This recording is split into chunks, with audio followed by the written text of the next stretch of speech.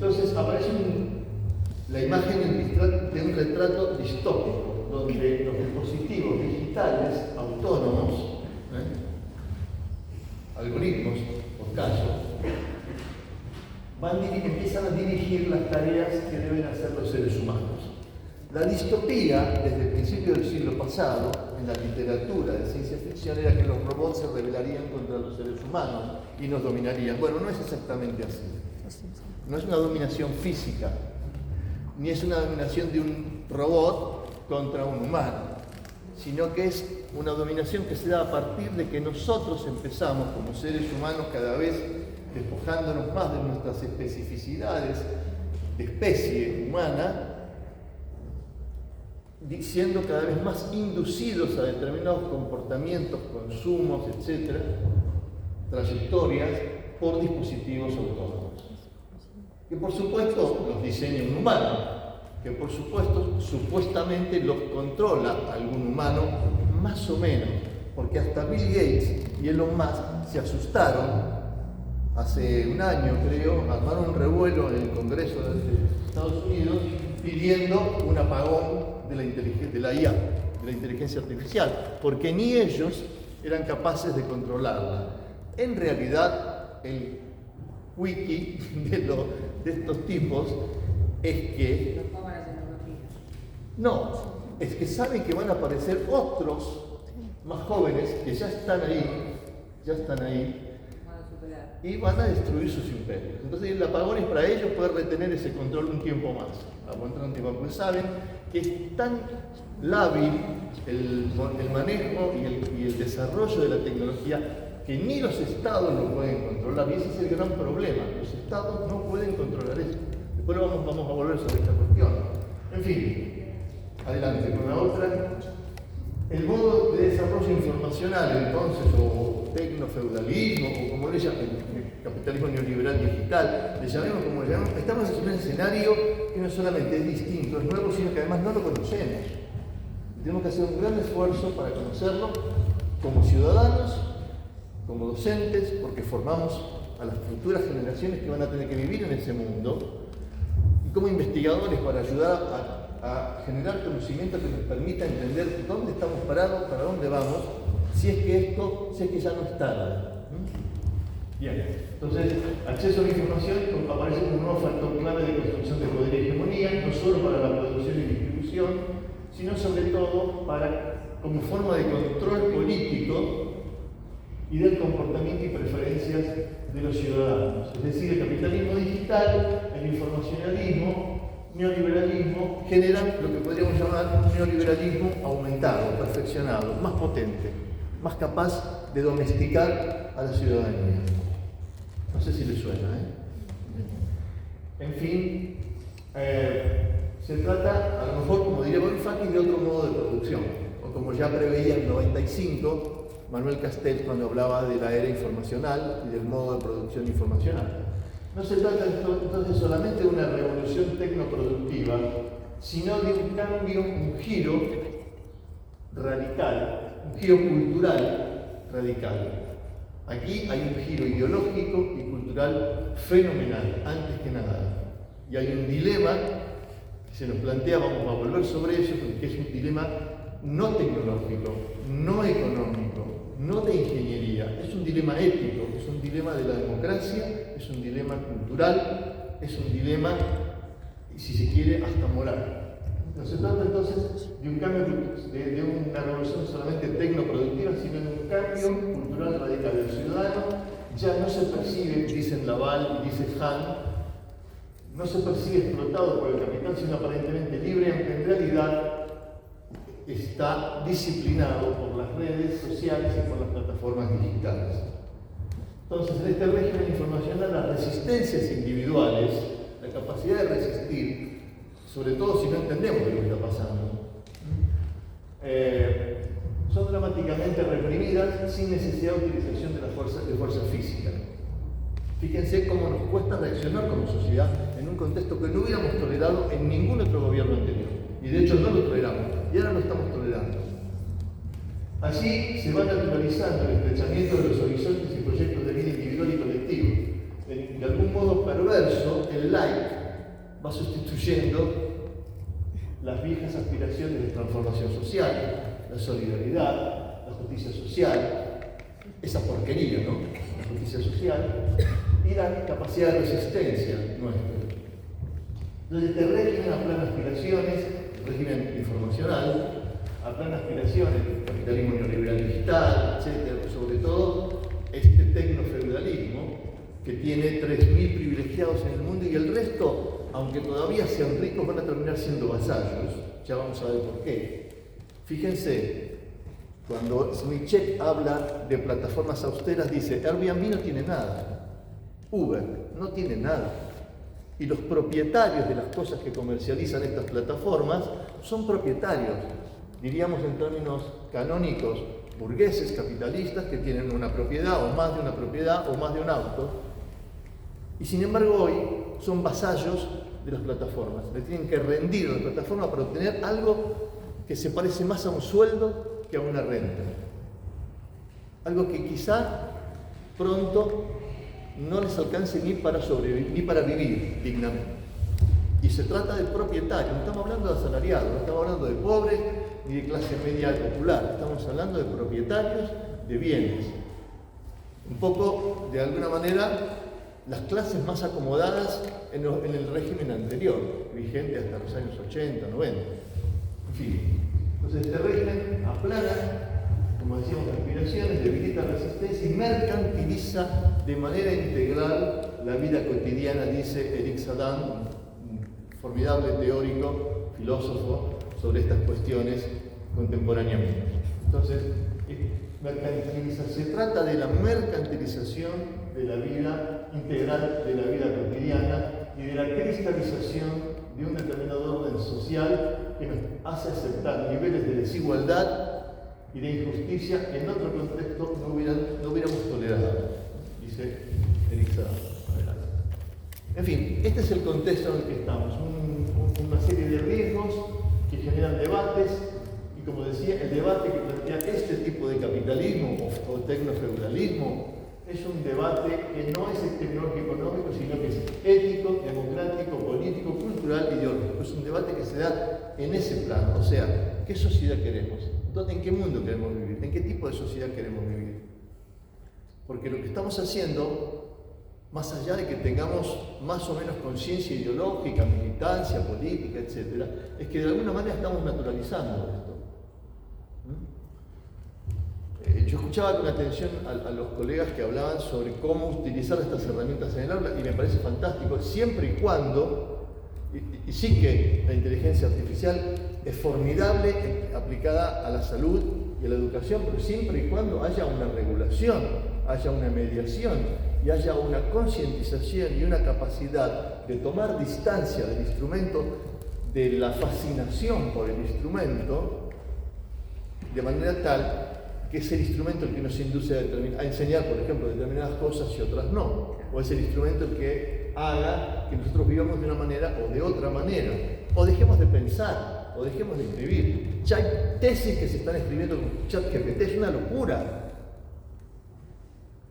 Entonces estamos en un momento realmente dramático en lo individual, en lo colectivo, como proyecto de sociedad global y de sociedades nacionales. Entonces el riesgo está en el reforzamiento de las hegemonías y las narrativas civilizatorias que sin duda provienen una vez más de un mundo dominado por la hiperconcentración y los valores individuales, pero esta vez mucho más concentrado que en los tiempos recientes que conocíamos durante el siglo XX.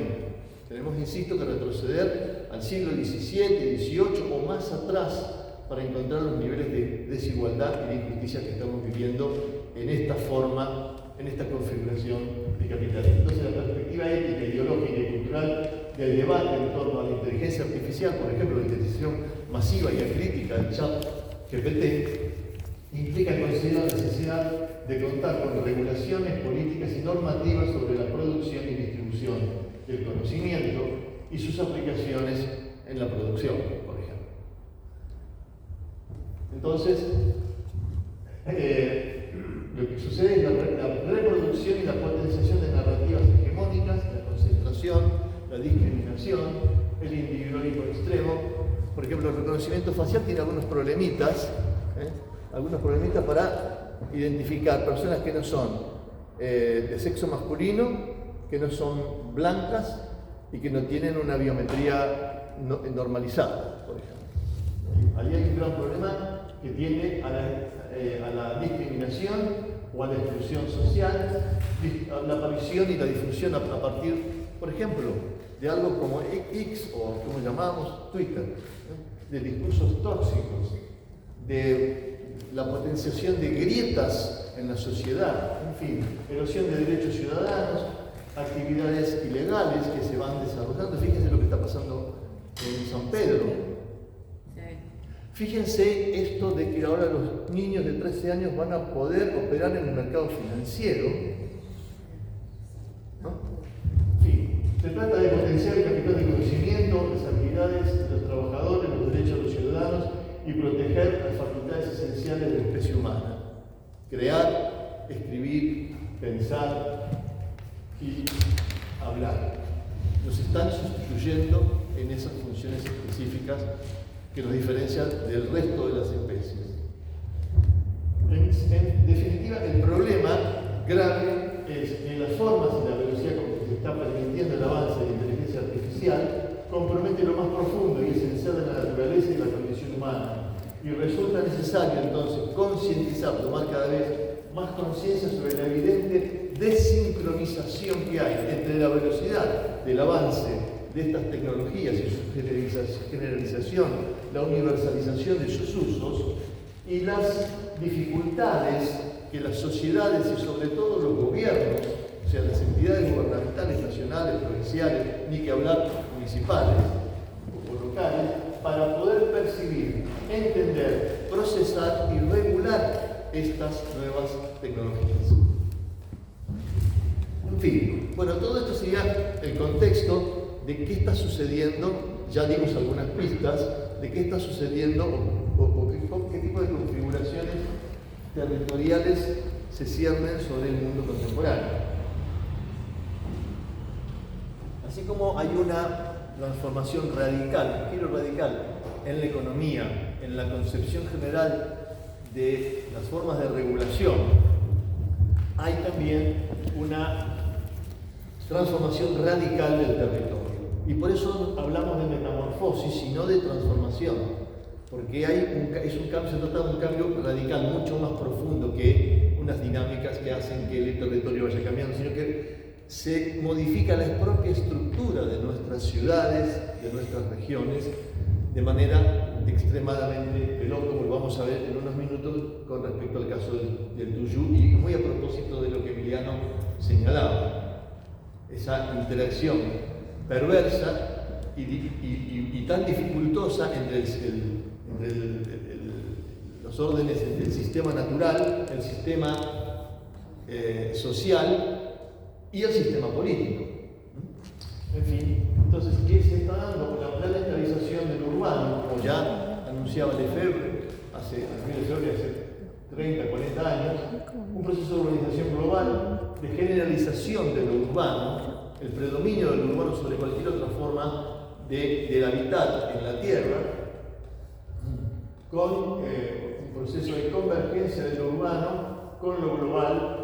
Carlos de Matos diría lo urbano generalizado, es decir, lo urbano que no necesariamente sigue siendo ciudad, en un sentido social y de convivencia que tiene la palabra ciudad como forma histórica de construcción de lo urbano.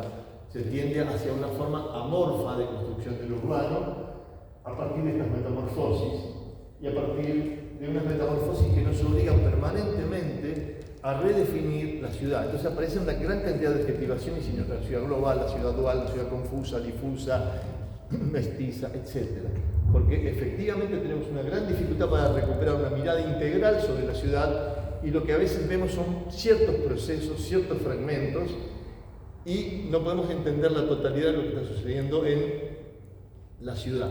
Por eso necesitamos de adjetivaciones para captar algún pedazo o alguna parte de estos procesos metamórficos que está sufriendo el espacio urbano. Siguiente.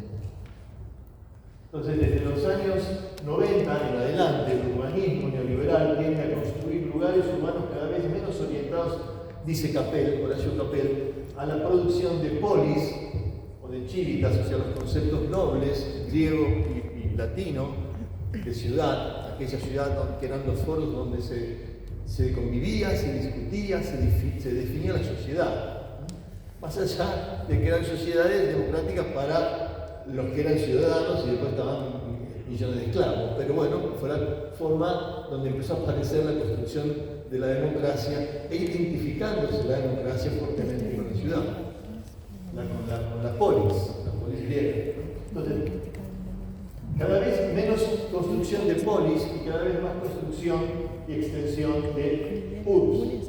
Es decir, como diría de nuevo De Matos o Marco G, produciendo una ruptura entre los sujetos y el territorio, entre las personas y el territorio, provocando desarraigo y anomia, provocando amnesia territorial, al generar espacios cada vez más indiferenciados, clonados, reproducidos, globalizados en el peor sentido de la expresión. Estamos ante la construcción de unos espacios que cada vez se parecen más a otros espacios de otros lugares. Una fuerte pérdida de identidad, aunque a veces la identidad reaparece de alguna forma en expresiones, por ejemplo, artísticas, ¿no? Entonces, es un mundo realmente asustador, dirían los brasileños, muy atemorizante, porque surgen, por ejemplo, movimientos contestatarios, como el movimiento del rap. Y efectivamente, si uno le presta atención a muchas de las letras del rap, el trap, etc., y la difusión amplia que tienen en las redes sociales, particularmente en YouTube, en Instagram o en TikTok, estas expresiones artísticas. Pero finalmente, estas expresiones artísticas son cooptadas por las grandes discográficas, que ya no controlan no controlan un mercado que se desplomó, que es el mercado del disco físico, pero sí controlan las formas de reproducción, por ejemplo, a través de otra plataforma como Spotify o muchas otras. Y estos movimientos contestatarios urbanos tan fuertes en América Latina, en Buenos Aires, en Medellín, en Cali, en México, en Puerto Rico, etc. Sin embargo, finalmente, más allá de que sean contestatarios en su origen, porque emergen desde barrios muy pobres y populares, son cooptados por la industria global del arte expresado a través de los canales del negocio de la música y del video. Sí, adelante.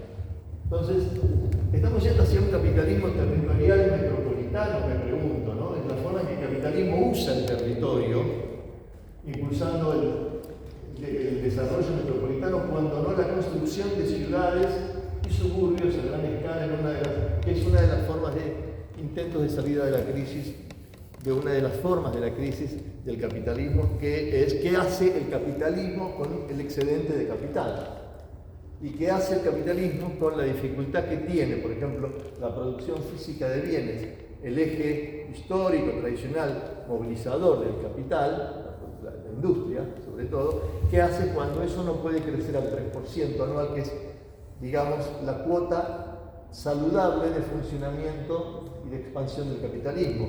Bueno, allí hay una crisis. ¿Cómo se soluciona esa crisis? Con la hipertrofia del sistema financiero. Por eso están necesitando que los pibes se metan en el sistema financiero. Por eso están apareciendo por vías muy sutiles, la desesperación de la gente por ganar el mango de alguna forma, porque ya no lo puede ganar con el trabajo, porque el trabajo escasea o porque el trabajo, aún el trabajo formal, ya no garantiza estar afuera de la pobreza.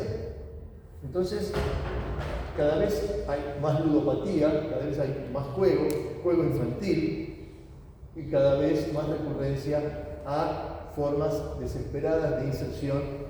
Yo tengo varios amigos que han sido defraudados porque han colocado su dinero en lugares que no conocen y han quebrado, como está pasando con... ¿Cómo? Por ejemplo, con criptomonedas. En fin, bien, entonces el capital de gran corte, ¿qué hace? También, a priori, además de que se coloca en el circuito de las plataformas y de las aplicaciones digitales y de la inteligencia artificial. Bueno, el capital, dice Samuel Jaramillo, ha dado un giro hacia el desarrollo inmobiliario, que es lo que explica muchos de los desastres que estaba implícito en lo que vos estabas planteando, los desastres con las formas de urbanización extrema que se dan en lugares de alta vulnerabilidad ambiental, como los litorales, o las lagunas, los litorales marítimos, fluvial, lacustre, etc. Entonces, por eso, y por los recursos que la ciudad ofrece al desarrollo capitalista, que podríamos denominar para más confusión al capitalismo contemporáneo, un capitalismo fundamentalmente comprometido con el territorio y que se reproduce por el territorio y sobre todo por el territorio metropolitano y que tiene formas económicas y territoriales emergentes, concretas. La ciudad global, bueno, ya muy enunciada desde los años 90 por Saskia Sassen, pero que no por ello deja de tener vigencia. Son los lugares del mundo que sustituyeron al capitalismo, al imperialismo estatal o a las formas de colonialismo. Entonces, hoy, ¿quién es el colonizador? ¿Quién es, territorialmente hablando, el imperialismo? Y bueno, las grandes ciudades globales que controlan los procesos de acumulación. Y esto es tan confuso que esos lugares no son solamente, como decía Sassen, Londres, Tokio, New York, Los Ángeles, París, Milán, Zúrich o Frankfurt. También Shanghái, también Beijing, también Mumbai, es decir, hasta también en lugares, como el caso de China, donde supuestamente el proceso de acumulación de capital está mediado por lo que ellos llaman un socialismo de mercado, pero que se rige bajo normas estrictamente capitalistas y de altísima transformación y recurrencia a lo tecnológico. Los líderes chinos decían, hace un par de años atrás, vamos a construir tantos robots como sean necesarios para que nadie más tenga que trabajar. ¿Y qué van a hacer 1.400 millones de chinos? Que ya fueron expulsados del campo por la necesidad de la industrialización de China a partir de los años 90. Arrancaron a esa gente de sus lugares de producción agrícola, los llevaron a la ciudad, les pagaron 2 mangos para que se transformaran en trabajadores industriales, ahora les pagan un poco mejor, pero en cualquier momento van a ser reemplazados por robots. Y eso, estamos hablando de un país que se asume todavía socialista. Algo anda muy mal en el mundo, como verán. En fin, entonces, sigamos adelante. Las formas territoriales son las ciudades globales y también las megaregiones, que aparecen como la forma más reciente y de mayor escala en términos de estructuración del territorio contemporáneo en esta forma de capitalismo. Entonces, justamente ese capitalismo metropolitano que ha inducido cada vez más, con mayor claridad y aceleración, distintas y sucesivas fases de modernización y renovación urbana, a gran escala. Pensemos en Puerto Madero, pero también pensemos en Palermo, por ejemplo, o en todo el litoral bonaerense. Entonces, esto se ha hecho en función de imaginarios y de proyectos de las élites o de proyectos nacionales, pero vinculados a modelos de desarrollo y una impronta ideológica política y hasta una impronta estética también, funcional a la globalización o a las distintas formas de globalización dominantes. Siguiente. Entonces, la producción de la ciudad aparece como intermediación, en algún sentido, entre la economía real y la economía financierizada. Es decir, si uno ve la curva de los activos de la reproducción del capital de manera ficticia a través de los circuitos financieros, ve una curva de esta naturaleza. Y la curva de producción física de bienes es una curva de esta naturaleza. Es decir, que se va ampliando la brecha entre ambas curvas, generando lo que David Harvey llama estrés económico. El estrés económico del capitalismo, que para suplir ese estrés se ve obligado, entre comillas, a recurrir a formas extremas de explotación de la mano de obra, la fuerza de trabajo, a través de procesos de nuevas formas de esclavitud contemporánea que estamos observando, real, concreta, como el caso de millones de personas que trabajan para grandes firmas de la confección o del calzado deportivo, etc., y que son efectivamente mano de obra esclava, infantil, semi-esclavizada, etc. Otra forma de esclavismo que tiene que ver con la apropiación de nuestro tiempo libre, donde nosotros empezamos, además de trabajar en lo que podamos trabajar, si podemos trabajar, tenemos que trabajar buena parte del día en procesar toda la información que nos llega y que nos obliga a revisar nuestros estados bancarios, nuestras poco o mucho patrimonio. Tenemos que nosotros mismos proveernos de nuestros servicios a través de Internet. En fin, estamos utilizando, por eso hablamos junto con Eric Saddam, de la apropiación y de la mercantilización integral de la vida cotidiana, porque ese capitalismo se metió dentro de la casa y hoy nos obliga a nosotros a hacer una cantidad de tareas, además de inducirnos a adicciones diversas a nuestros dispositivos, a través de nuestros dispositivos, ocupando nuestro tiempo libre. En fin, algunas visiones de este fenómeno donde la ciudad, la producción de ciudad a gran escala parece como un intento de corregir ese gap, esa brecha entre la economía financiera y la economía real, y también, además de explotar a nuestra fuerza de trabajo, nuestra vida cotidiana, que es la nueva frontera territorial del capitalismo. Es decir, nuestro tiempo libre es la nueva China. Si China fue, a partir de los 90, la última frontera territorial en términos estrictos del capitalismo, hoy el territorio de expansión del capitalismo somos nosotros, nuestra vida cotidiana, nuestro tiempo libre.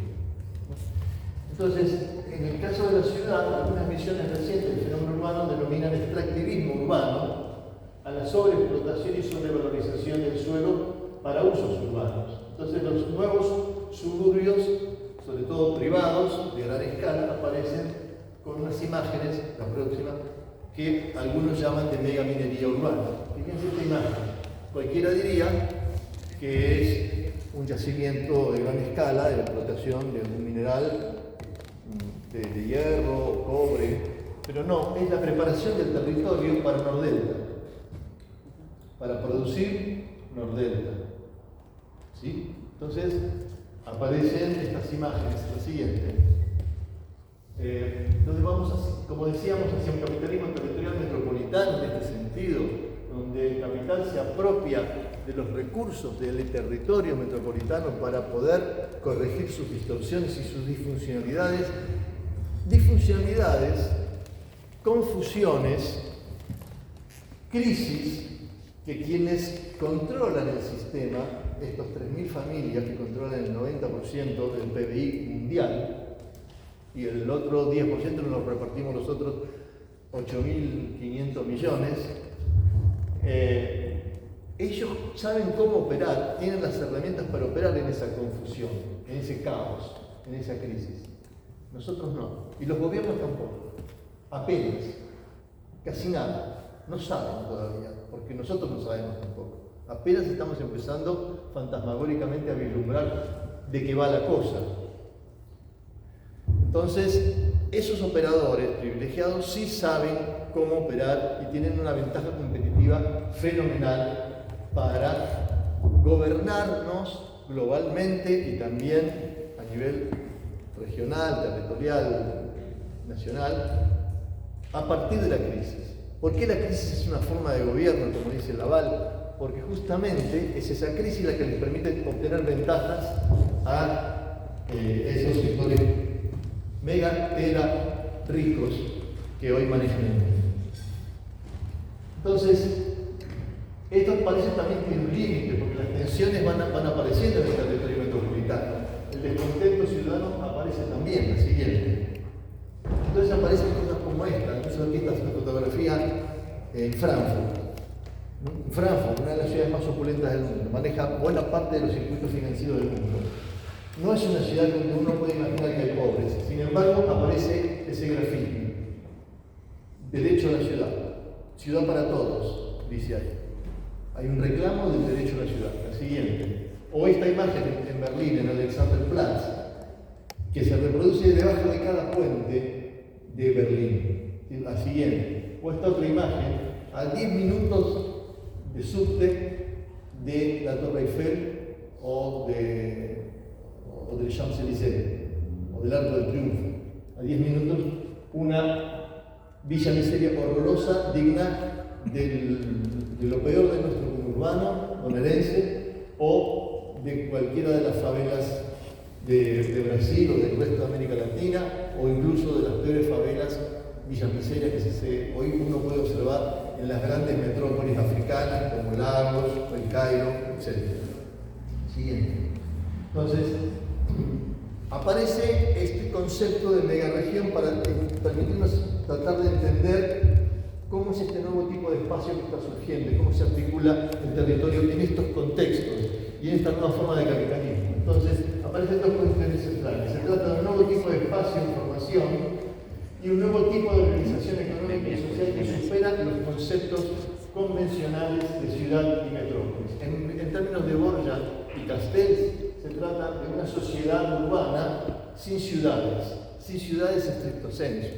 Es decir, aparecen territorios aparentemente urbanos, pero que no cumplen la función esencial de lo urbano de la ciudad, como decíamos hace un rato con Capel o con Ralph o Marcollet. Entonces, las megaregiones, como concepto, se trata de una forma territorial emergente, se trata de un salto de escala, se trata de un territorio de mayor complejidad y de mayor intensidad, que serían las claves y los atributos de esta forma territorial emergente que es la megaregión. Ciudad, región urbana, metrópolis, megalópolis son conceptos insuficientes y sobre todo son conceptos que surgieron antes de la globalización. La globalización de alguna manera impone la necesidad de reconsiderar las formas de articulación del espacio en este nuevo contexto. Adelante. Entonces, la megaregión aparece como salto de escala, complejidad y espesor, constituida por metrópolis, por ciudades, por áreas rurales, por áreas naturales, es decir, nuclea espacios que no son necesariamente también urbanos. Por eso sería un error decir megaregión urbana, porque en realidad megaregión es más que urbana, no es solamente urbana. Entonces, el concepto de megaregión se diluye lo urbano, lo suburbano, lo periurbano, lo rural, el centro, la periferia, todos aquellos conceptos que organizan nuestro conocimiento de los grandes espacios metropolitanos. Es un nuevo tipo de espacio de información y un nuevo tipo de organización económica y social también, la megaregión. La megaregión entonces es producida y responde a las necesidades de integración y funcionalidad del capitalismo contemporáneo y de esas crisis, como dice Sassen y como dice también Sandra Lencioni. Entonces, es a la vez un espacio polinuclear, disperso, a la vez homogéneo, heterogéneo, fuera del control estatal, gobernado por los flujos, por el mercado y la apropiación privada del suelo, la integración a la economía global. Entonces, la megaregión aparece como forma territorial emergente y una nueva etapa del proceso a la vez de urbanización, porque le da otro marco y otra escala. Adelante. Entonces, ¿cuáles serían las imágenes de megaregión? Bueno, la más clásica y anterior al concepto de megaregión era la famosa banana azul, la banane bleue, decían los franceses, que atraviesa zonas privilegiadas de Europa, desde el sudeste, centro-sudeste de Inglaterra, pasando por los Países Bajos, Bélgica, Luxemburgo, y llegando a la zona privilegiada del norte de Italia, Turín, Milán, esta zona más industrializada del norte de Italia y Suiza. La siguiente, bueno, esta es otra imagen, en este caso del extremo oriente, en Japón, y tenemos también Corea y el litoral, la formación megalopolitana del litoral chino. Siguiente. Ahora, ¿es posible esto en América Latina? ¿Hay configuraciones así en América Latina? En realidad, la asociación de los distintos modelos de desarrollo en las últimas décadas nos da el marco temporal para un poder explicativo singular en América Latina para entender estas formaciones territoriales. El carácter histórico y la necesidad de la periodización en el proceso de formación de megaregiones es central. Entender que en América Latina se sucedieron distintos ciclos económicos, agroexportador, desarrollismo o sustitutivo de importaciones, y hoy neoliberalismo, plataformas de exportación, etc. En fin, en cuánto de la globalización y cuánto de especificidad de la economía y la política regional puede darse en el territorio y su tendencia es una buena pregunta que puede derivar en diferentes hipótesis. No existen todavía estudios de caso de megalópolis, de megaregiones en América Latina con estudios exhaustivos, pero sí existen algunos indicios y algunas regiones que están adquiriendo un nivel de complejidad y de tamaño, de rango en términos de población y de capacidad productiva y de articulación territorial que vamos a ver en la continuación.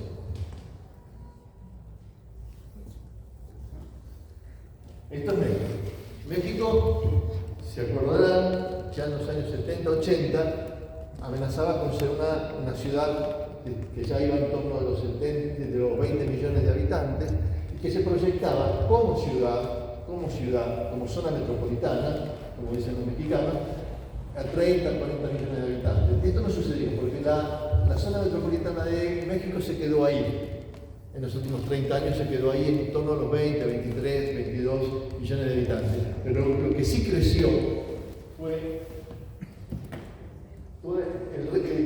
una serie de metrópolis, algunas preexistentes, como Puebla, o como Puebla y Tlaxcala, o como bueno, no me acuerdo el nombre de Toluca y otra ciudad, y Cuernavaca, aquí. Pero también surge Querétaro, como una ciudad que en los años 70-80 tenía algunos pocos centenares de miles de habitantes y hoy ya está siendo planificada para una ciudad de 4 millones de habitantes. En fin, lo que se genera aquí es una enorme cuenca de más de 40 millones de habitantes en la zona central de México, donde ya no es una megalópolis, una gran ciudad, una gran región metropolitana, sino que es una mega región que tiene fuertes interacciones e interdependencias. Siguiente. Algo parecido, pero de manera bipolar o binuclear, sucede en el conjunto Río-San Pablo.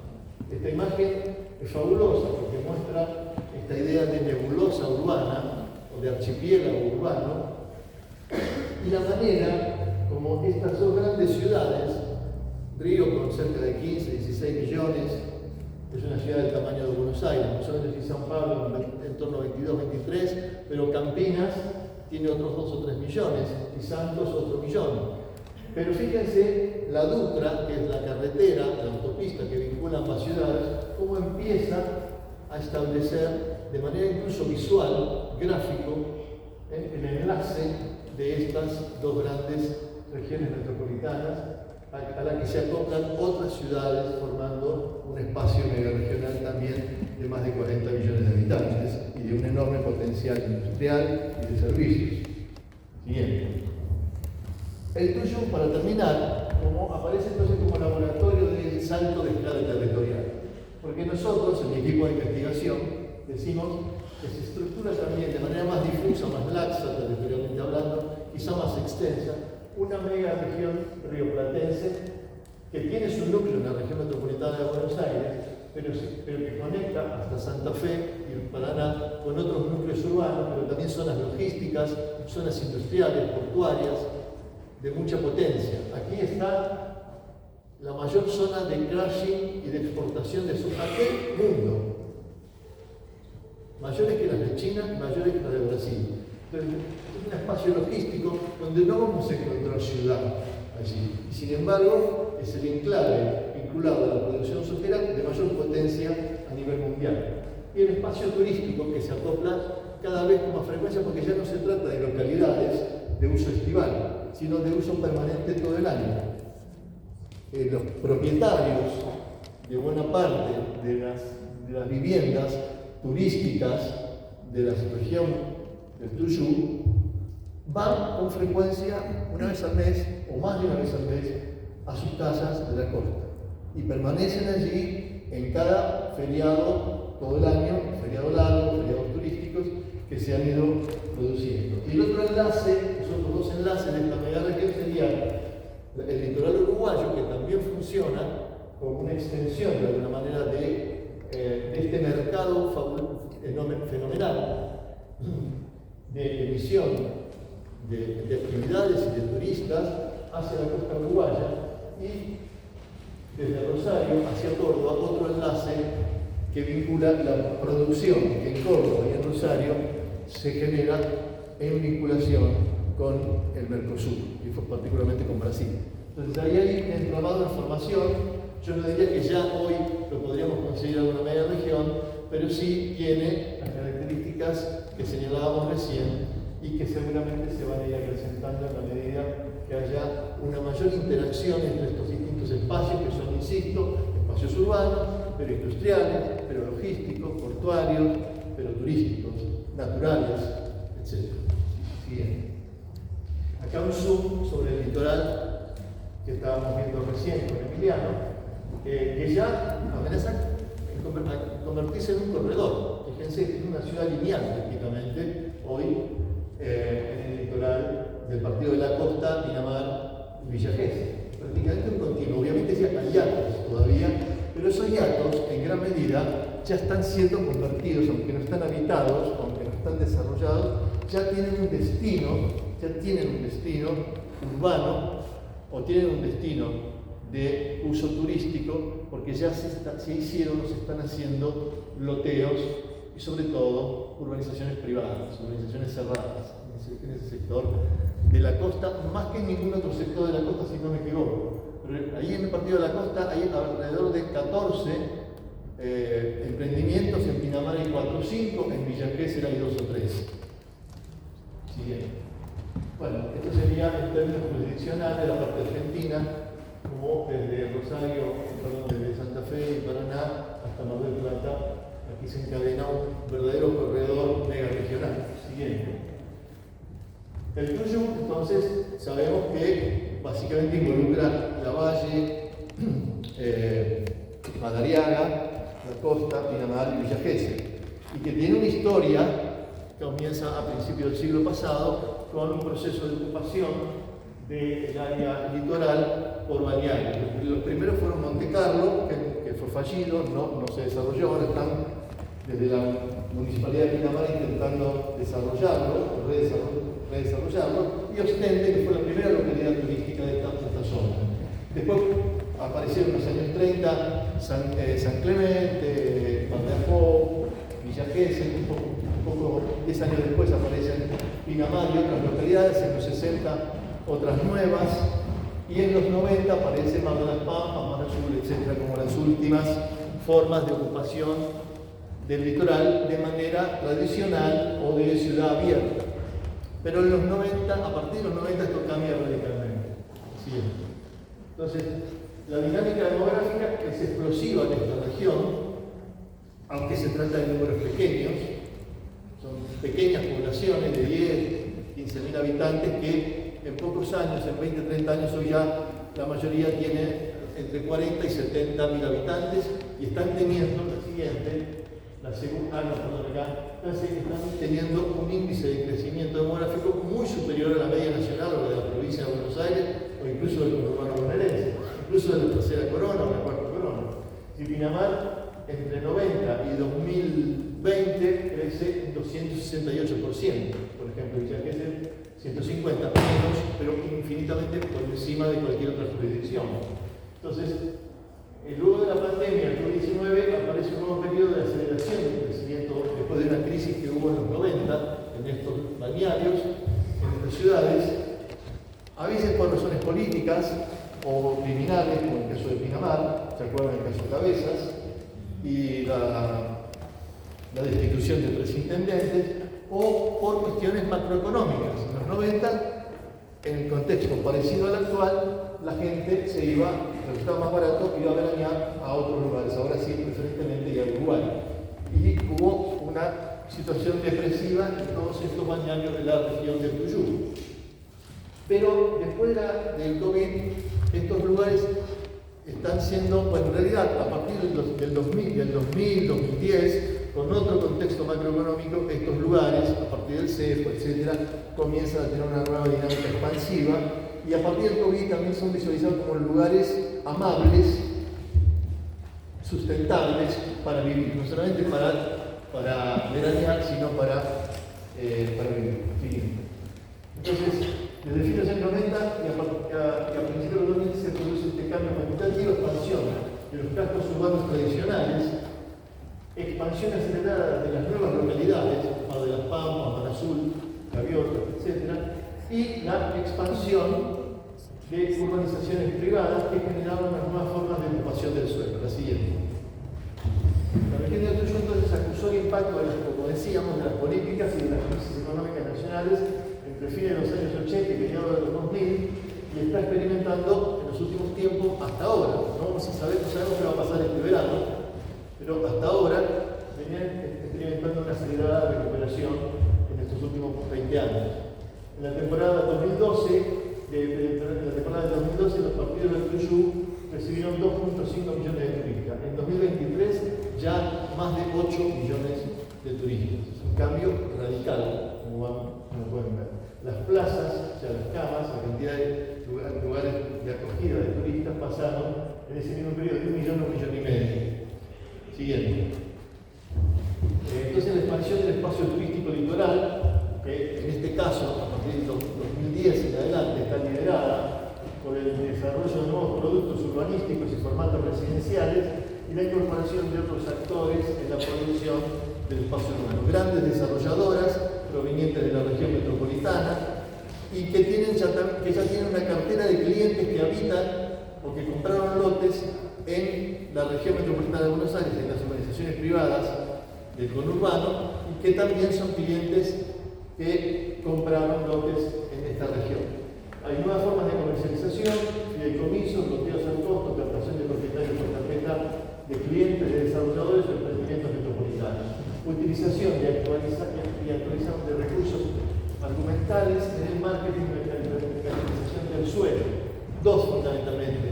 El concepto de sustentabilidad que ofrecen estos lugares y la cohabitación con la naturaleza. Son los argumentos, las narrativas comerciales para el desarrollo de estos lugares. Siguiente. Entonces aparece el capital corporativo como motor de esta metamorfosis regional.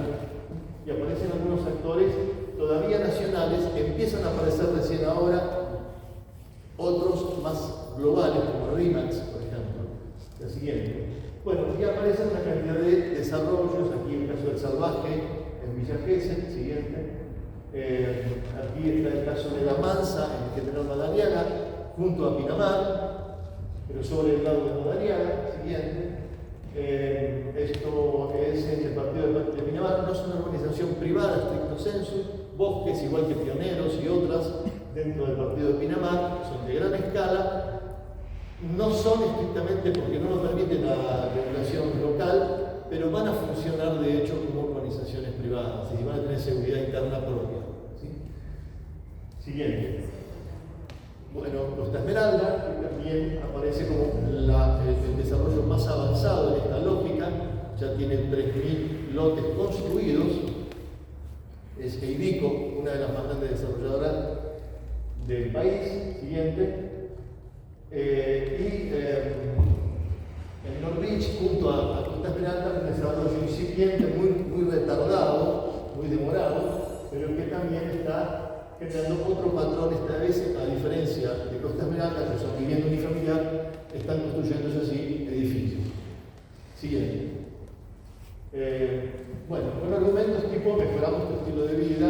Bueno, se trata de vivir ahí en departamentos frente al mar, estos Norwich. Siguiente. En fin, lo que ha sucedido es que el patrón de ocupación del suelo urbano, de producción de suelo urbano en la región, ha pasado de un patrón estrictamente público y popular a un patrón, sobre todo en el partido de la costa, a un patrón de organizaciones privadas, lo que más avanzó y se construyó con organizaciones privadas y dirigidos a sectores de altos ingresos, aún en los lugares clásicos de los sectores populares, como el partido de la costa. Entonces, estas manchas verdes representan la mancha urbana, digamos, tradicional, y la de color marrón representa las expansiones urbanas, sobre todo tipo urbanización privada. Siguiente. En síntesis, En el año 2005 la superficie urbanizada en la región del Tuyú alcanzaba las 13.500 hectáreas. 15 años después estamos en más de casi 23.000 hectáreas. Quiere decir que en los últimos 15 años se sumaron a la urbanización, que ya llevaba 70 años, se sumaron 9.000 hectáreas. O sea, en los últimos 15 años se desarrolló alrededor del 40% de la superficie total que llevó 80 años construir en su totalidad, un proceso histórico. Siguiente. Entonces, de las 9.000 hectáreas, la mitad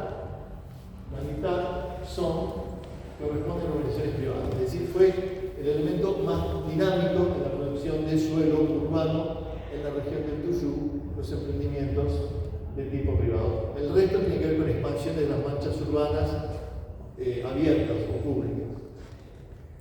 Bien, pero también se podrían sumar más desarrollos que no son estrictamente urbanizaciones privadas, como decía, pero que van a ser habitadas por personas o familias correspondientes a mediano o altos ingresos, es decir, va a funcionar también como un espacio de elite, como un espacio de privilegio. Siguiente.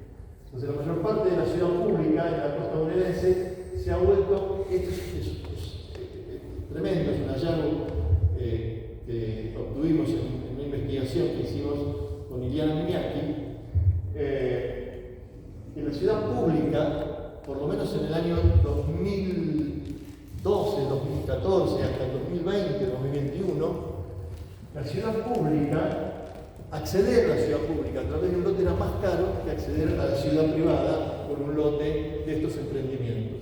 Una contradicción. Hoy habría que revisarlo porque los valores en las organizaciones privadas se expandieron mucho, pero volvieron a caer ahora en los últimos 2 o 3 años. La crisis económica recurrente, la inestabilidad del peso, entre otras razones, convierte a la inversión inmobiliaria en una reserva de valor y en un reseguro de rentabilidad. El desarrollo, por lo tanto, de organizaciones privadas en la costa bonaerense suma a las finanzas locales nuevos contribuyentes. Y, capaz, no sé si vas a disentir mirando desde provincia, pero la verdad es que visto desde la economía local de los municipios, es muy difícil resistirse al avance del capital en estos formatos, porque son contribuyentes. Y no solamente son contribuyentes de alto nivel de tributación. ¿Sí? Entonces, la 3202, ¿no? El decreto 3202 que retiraba 150 a 200 metros la línea de construcción sobre la marea alta, que ordinariamente era mucho menos, y la que fijaba la ley 8912, el ordenamiento territorial todavía vigente, decreto de la dictadura en realidad, del 78, fijaba 150 metros. La ley Solá, o el decreto Solá, la 3202, fija 300 metros, protegiendo todo el primer y segundo cordón dunícola de médanos. ¿Qué pasó? Como el acogimiento a este decreto no es obligatorio, sino que es por adhesión, por ejemplo, el Partido de la Costa adhirió. Y cuando vio el negocio, Costa Esmeralda desadhirió, con lo cual Costa Esmeralda no podía construir sus líneas de barrios marítimos entre 300 y 150 metros, empezó a construir hace 3 años, hace 4 años, empezó a construir. Y lo mismo está sucediendo en otras urbanizaciones del Partido de la Costa. Pinamar está un poco más estricto en ese sentido, incluyendo a Cariló, está un poco más estricto, no sé Villa Gesell en qué andará, pero el problema es que en esos lugares, como en Mar del Tuyú, el daño ya estaba hecho. Por eso aparecen estas situaciones que mostraba Emiliano. En fin, las deficiencias entonces en la planificación urbana, sobre todo a nivel local, yo sé que provincia hace un esfuerzo en este sentido, pero a nivel local hay defecciones muy fuertes en este sentido, porque surgen la necesidad de aumentar las arcas locales para obtener mayores recursos locales. Entonces la planificación ahí tiene un problema, hay un déficit en servicios urbanos, seguridad, calidad del espacio público, protección ambiental, dejan un amplio espacio en definitiva a la acción de los desarrolladores y al éxito de este tipo de desarrollos y emprendimientos. Pero aparecen conflictos, ¿no? Aparecen conflictos aquí que aparecen en distintos medios sobre las tensiones que generan, como decía Emiliano, sobre la cadena de un hilo. La siguiente, o la amenaza, en el caso de Costa Esmeralda, la construcción de 100 edificios en un predio inmediatamente aledaño a la urbanización unifamiliar de Costa Esmeralda. 100 edificios sobre Costa Esmeralda. Con la problemática que esta mañana, no sé si está presente, una colega planteaba sobre la escasez de agua en Pinamar, que es un tema crónico y cada vez más grave, porque el niño cada vez más corto y la niña cada vez más larga, y es decir, los ciclos secos son cada vez más prolongados y por lo tanto la alimentación del freático y la alimentación de las napas subterráneas, creo que es el Querandí en este caso, resulta, o el puelche, ¿no? El puelchense. En este caso, está cada vez tocando fondo, cada vez más. En fin, siguiente. Además, la sequía en un ámbito que se ha forestado de manera extrema se ha constituido en un peligro atento a lo que está sucediendo en Brasil o en Córdoba, ¿no? En fin, conflictos en el uso y apropiación del suelo que se expresan en el hecho de que de residencia temporal y estival se transita hacia lugares de residencia permanente y donde la región del Tuyo está funcionando cada vez más. Me gusta mucho este concepto que utilizo, como un suburbio distante de la región metropolitana de Buenos Aires, de los usuarios metropolitanos, un suburbio distante, como también la costa uruguaya, cuando las condiciones macroeconómicas lo permiten. Un suburbio distante en el sentido de que se usan estas urbanizaciones privadas de la misma manera que las urbanizaciones privadas de segunda residencia en la cuarta corona metropolitana. Se tarda una hora, depende del tráfico, 1 hora y media, 2 horas, y para venir a la costa se tardan 3 horas. No hay, con Spotify de por medio se hace prácticamente sin esfuerzo, con autos cada vez más confortables, etcétera, etcétera. Estamos hablando de un segmento social determinado, sectores medios altos. En fin, se reproduce en la región un patrón de apropiación social selectivo que acentúa la segregación socioterritorial, especialmente en el Partido de la Costa, que era un partido de turismo social popular. ¿Sí? Pinamar siempre fue de Lima, pero el Partido de la Costa y Villa Gesell parcialmente eran partidos de turismo social, de sectores medios, muy bajos, etc. En fin, y dos lógicas de estructuración espacial se articulan en este sentido en la región. La lógica zona de un lado, los patrones de urbanización tradicionales, de loteos y zonificación según zoning, y la reticular, o en este caso lineal, que se va estructurando en la región del Tuyú. Siguiente. Entonces, ya como reflexiones finales, el giro radical del capitalismo neoliberal digital refuerza la tendencia hacia la mercantilización en la producción del suelo, solamente de la vida cotidiana, como decíamos, sino en la producción del suelo y en la apropiación del ambiente del litoral bonaerense. La ausencia de regulación del mercado del suelo consolida una dinámica de expansión urbana fuera del control estatal, que se traduce en una creciente exclusión de sectores populares y en un aumento de los conflictos y las agresiones ambientales. Los partidos, es decir, los municipios y las ciudades que integran la región del Tuyú son unidades administrativas independientes, funcionan como un archipiélago lineal o una ciudad difusa lineal y un único mercado, pero con un único mercado de trabajo, producción y consumo. No sé si queda una.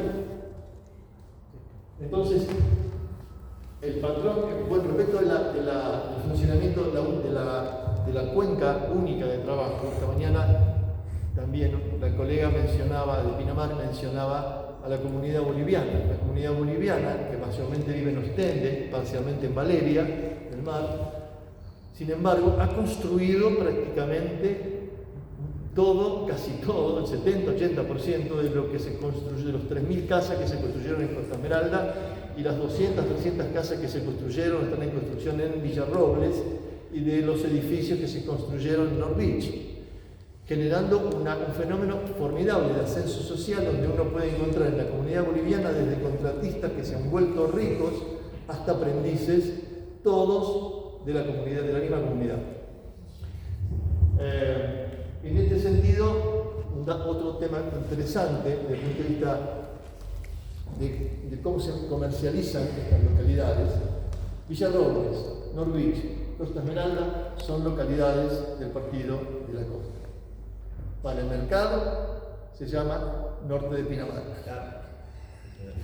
Bien, entonces, ahora sí, para terminar, el patrón emergente de articulación territorial estaría dado, definido por un salto de escala que se expresa en 4 dimensiones. Esto vale para el Tuyú y vale para aplicarlo a buena parte de las formas de articulación territorial contemporánea, para analizar estos fenómenos de dinámicas urbanas, metropolitanas, territoriales en general. De un lado, un rescalamiento territorial, estrictamente territorial, que tiene que ver, en el contexto de las megaregiones, con el redimensionamiento y la resignificación funcional, social y económica, en este caso de la región del Tuyú, pero en cualquier otra región vamos a encontrar más o menos lo mismo, con énfasis en su orden litoral, es decir, territorial, porque el tamaño de las operaciones de transformación que están sucediendo allí, o en el conurbano bonaerense, o en algunos barrios de la ciudad de Buenos Aires, o en algunos lugares del Mar del Plata, inclusive, o en Monte Hermoso, la transformación ha sido impresionante en los últimos 30 años. En los últimos 30 años en Monte Hermoso se construyeron 3 o 4 veces más edificios que en toda su historia anterior.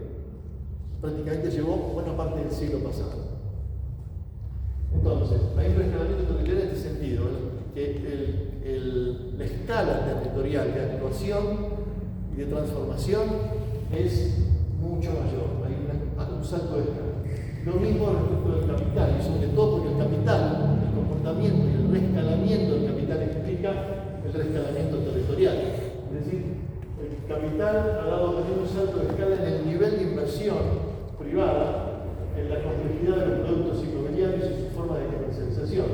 El capital de gran porte aparece como el gran configurador del espacio urbano, sea en el conurbano bonaerense, norte, o en Cali, en el sur, o sea en el litoral bonaerense, particularmente en el Tuyú.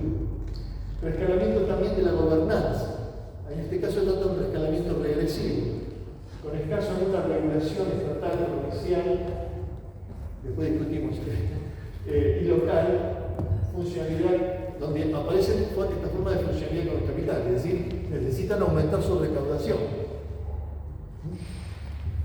Ausencia de una mirada integral, a la vez interjurisdiccional e interinstitucional. Para poder regular este tipo de crecimientos, si los partidos no forman, el Tuyú, por ejemplo, no forman un corredor interjurisdiccional de planificación, es decir, una entidad que pueda planificar el conjunto en el contexto de la megaregión, en el contexto del resto del litoral, estamos fritos, no hay manera de planificar eso. Por más esfuerzo que haga la provincia, por más esfuerzo que haga el ministerio, imposible. O excepto que provincia tome control mucho más cercano de las dinámicas de estos espacios con regulaciones mucho más fuertes. Pero sabemos que para estas cosas siempre hay resistencia.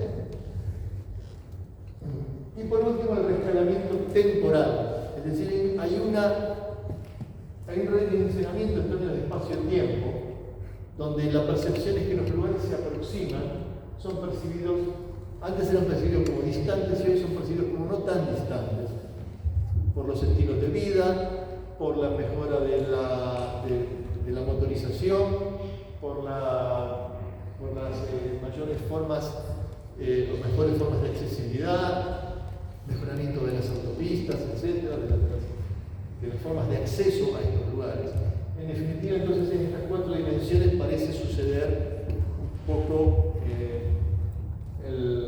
este salto de escala, que me parece que puede actuar en algún sentido como un marco teórico y también como un marco metodológico para analizar transformaciones de gran escala en nuestros lugares.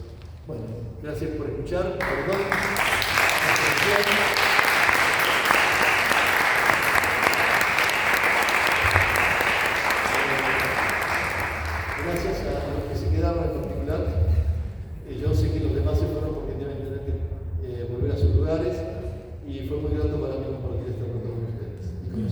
Gracias.